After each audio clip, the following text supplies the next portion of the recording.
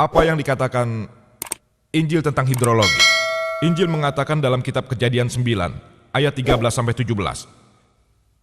Setelah Tuhan pada saat Nuh menenggelamkan bumi dengan banjir lagi, sekarang kita tahu kalau pelangi disebabkan oleh pembiasan cahaya matahari dengan hujan atau halimun. Tentu saat sebelum Nabi Nuh pasti ada ribuan pelangi. Untuk mengatakan pelangi itu tidak ada sebelum masa Nabi Nuh, Anda harus menganggap kalau hukum pembiasan itu tidak ada dan ini tidak ilmiah. Tapi kini kita sudah tahu bahwa pelangi berasal dari pembiasan sinar matahari dan juga air. Tentu saja ini juga sudah ada sebelum zaman Nabi Nuh alaihissalam. Untuk mengatakan bahwa pelangi tidak ada sebelum zaman Nabi Nuh, itu berarti tidak ada hukum pembiasannya juga.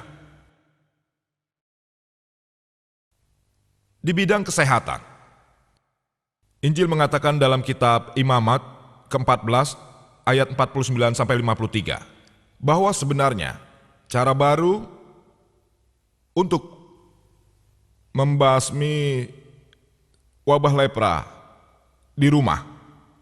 Di situ dikatakan, ambil 2 burung, bunuh 1 burung, ambil kayu, ukur, dan masukkan burung yang masih hidup itu ke dalam air.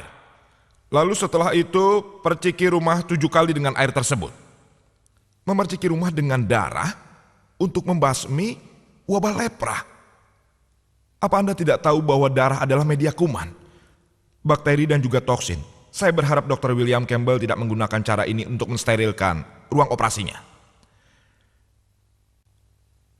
Dalam kitab Imamat ke-12 ayat 1-5. Dan kita tahu secara medis bahwa setelah seorang ibu melahirkan, dia tidak menjadi higienis, menyebutnya tidak bersih secara agama. Saya tidak keberatan. Namun Imamat ke-12 ayat 1-5 mengatakan, setelah seorang wanita melahirkan anak laki-laki, dia tidak akan bersih selama 7 hari, dan masa tidak akan bersih ini akan berlangsung selama 33 hari atau lebih. Jika dia melahirkan anak perempuan, dia tidak akan bersih selama 2 minggu, dan masa tidak bersih ini akan berlangsung selama 66 hari. Jadi kesimpulannya, jika seorang wanita melahirkan anak laki-laki, dia tidak bersih selama 40 hari. Dan jika dia melahirkan anak perempuan, dia tidak bersih selama 80 hari. Saya ingin Dr. William Campbell menjelaskannya secara ilmiah. Bagaimana mungkin seorang wanita tetap tidak bersih setelah dia mengalami 2 kali masa menstruasi? Injil juga mempunyai tes yang bagus berkaitan dengan perzinahan. Bagaimana membuktikan seorang wanita telah melakukan perzinahan? Dalam kitab Bilangan ke-5 ayat 11-31. Di situ dikatakan, pendeta harus mengambil air suci dari suatu tempat, mengambil debu dari lantai, dan meletakkannya ke dalam tempat tersebut sehingga air itu menjadi pahit. Dan setelah mantra dibaca, dia memberikan air itu pada si wanita. Jika wanita tersebut pernah berzina, setelah dia meminumnya, mantra itu masuk ke tubuhnya, perutnya akan menggelembung dan pahanya akan membusuk, dan dia akan dikutuk oleh orang-orang banyak. Tapi jika dia tidak pernah berzina, dia tetap akan bersih dan akan melahirkan keturunan. Metode baru untuk mengidentifikasi apakah si wanita pernah berzina atau tidak. Saat ini di dunia, ada ribuan kasus yang tertunda di seluruh belahan dunia. Pengadilan hukum yang berbeda hanya berpedoman pada asumsi seseorang tanpa bukti kalau wanita telah melakukan berzina. Saya telah membaca di surat kabar dan juga media kalau presiden negara hebat ini, Tuan Bill Clinton, terlibat skandal seks sekitar 2 tahun yang lalu. Saya penasaran, mengapa pengadilan Amerika tidak menggunakan tes air pahit ini untuk membuktikan skandal presidennya?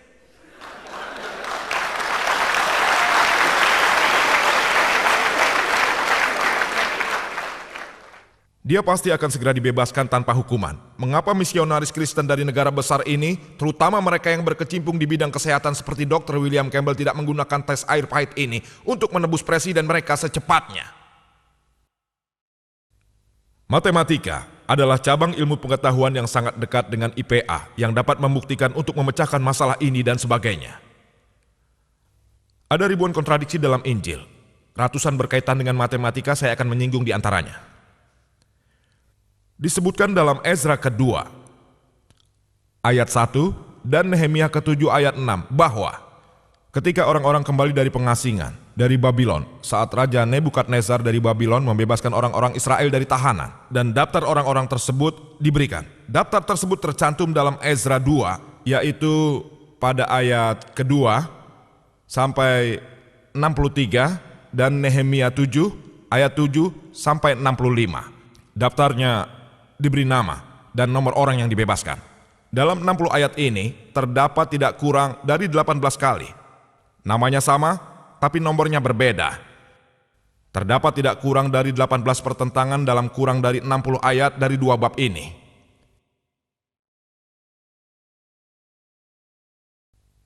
Ini adalah daftarnya. Saya tidak punya cukup waktu untuk membacakannya. Ada tidak kurang dari 18 kontradiksi yang berbeda dalam kurang dari 16 ayat. Lebih lanjut, dijelaskan dalam Ezra kedua, ayat 64. Total jamaah jika Anda tambahkan mencapai 42.360. Dan jika Anda menghitung Nehemia bab 7, ayat 66, jumlahnya akan sama, yaitu 42.360. Namun, jika Anda menghitung semua ayat ini, yang juga merupakan PR saya, ini daftar Ezra, dan ini daftar Nehemia. Ezra bab 2 dan Nehemia bab 7. Ini merupakan pekerjaan rumah untuk saya. Pada Ezra bab 2 tidak mencapai 42.360, tapi hanya 29.818. Dan jika Anda menghitung Nehemia bab 7 bahkan tidak mencapai 42.360, hanya 31.089. Penulis Injil ini, yaitu Tuhan yang Maha Besar, tidak bisa menghitung. Tapi jika Anda tanyakan ini pada seorang lulusan SD pun akan dapat menjawabnya dengan benar. Anda dapat menjumlahkan 60-an ayat ini dengan mudah. Tuhan yang Maha Besar tidak mengerti penjumlahan, na'udzubillah. Tapi jika kita menganggap Injil ini firman Tuhan, lebih lanjut kita akan membaca Ezra 2 ayat 65. Ada 245 pria dan wanita yang membaca mantra. Tapi pada Nehemia 7 ayat 67 dikatakan jumlahnya ada 200 atau 245 pria dan wanita. Konteksnya sama, kontradiksi matematika.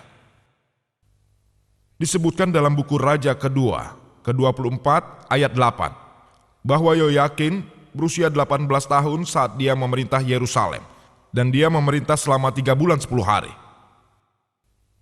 Dalam kitab Kronikel kedua ke-36 ayat 9, Yoyakin berusia 8 tahun saat ia memerintah Yerusalem, dan ia memerintah selama 3 bulan 10 hari. Apakah Yoyakin berusia 18 atau 8 tahun saat dia naik tahta? Apakah dia memerintah selama 3 bulan ataukah 3 bulan 10 hari? Selanjutnya dijelaskan dalam Raja ke-1 7 ayat 26. Candi Sulaiman di samudra yang meleleh mempunyai 2.000 pemandian. Dalam Kronikel kedua, ke-4 ayat 5, dikatakan 3.000 pemandian. Apakah ada 2.000 atau 3.000 pemandian? Hal itu saya serahkan pada Dr. William Campbell untuk memutuskan mana yang benar. Di sini terlihat kontradiksi matematika yang jelas. Kemudian disebutkan dalam Raja ke-1, 15 ayat 33, bahwa Basya meninggal di tahun ke-26 kepemimpinan Asya.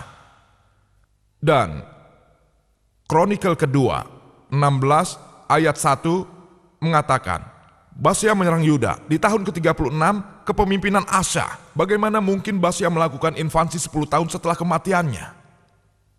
Sangat tidak ilmiah. Untuk memudahkan Dr. William Campbell menjawab hal-hal yang telah saya sampaikan, saya akan mengulanginya dengan singkat. Poin yang tadi saya sebutkan, poin pertama, penciptaan bumi dan langit, alam semesta dalam 6 hari 24 jam. Cahaya ada sebelum sumber cahaya diciptakan. Poin kedua. Poin ketiga, adanya siang sebelum diciptakannya bumi. Poin keempat, bumi ada sebelum matahari. Poin kelima, tumbuhan ada sebelum matahari. Poin keenam, bulan memiliki cahaya sendiri. Poin ketujuh, akankah bumi musnah atau abadi selamanya? Poin ke-8, bumi memiliki pilar. Poin ke-9, langit memiliki pilar. Poin ke-10, Tuhan mengatakan kamu dapat memakan semua tumbuhan dan vegetasi termasuk yang beracun. Poin ke-11, tes ilmiah, tes kepalsuan dari Markus 16 ayat 17 sampai 18. Poin 12, seorang wanita tidak akan bersih selama 2 kali periode menstruasi jika ia melahirkan perempuan dan laki-laki. Poin ke-13, menggunakan darah untuk membasmi kuman lepra di rumah.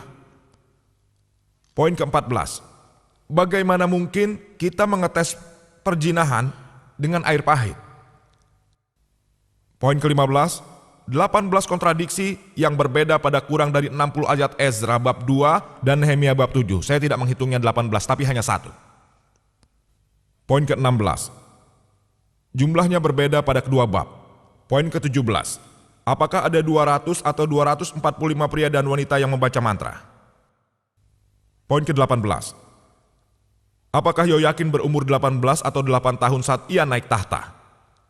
Poin ke-19, apakah ia memerintah selama 3 bulan atau 3 bulan 10 hari?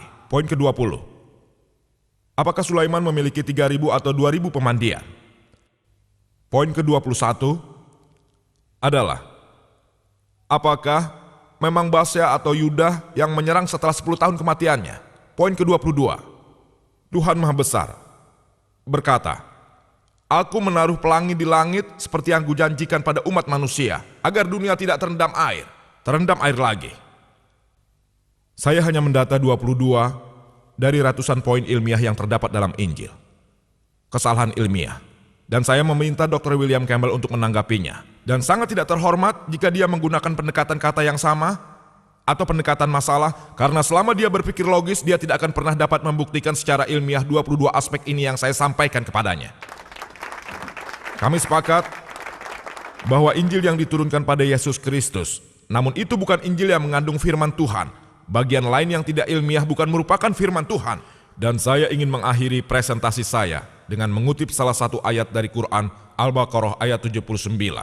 Fawailul lillazina yaktubuna al-kitaba biaidihim summa yaquluna hadza min indillah liyastaru bihi samanan qalila fawailul lahum mimma katabat aidihim wa wailul lahum mimma yaksibun. Bagi mereka yang menulis kitab dengan tangannya sendiri, lalu mengatakan kalau itu dari Allah, perbuatannya akan dibayar mahal.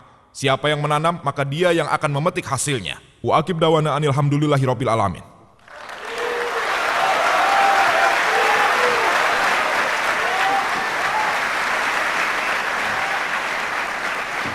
Saya mohon kepada Anda semua untuk tetap di tempat dan mendengarkan kelanjutan dari dialog ini.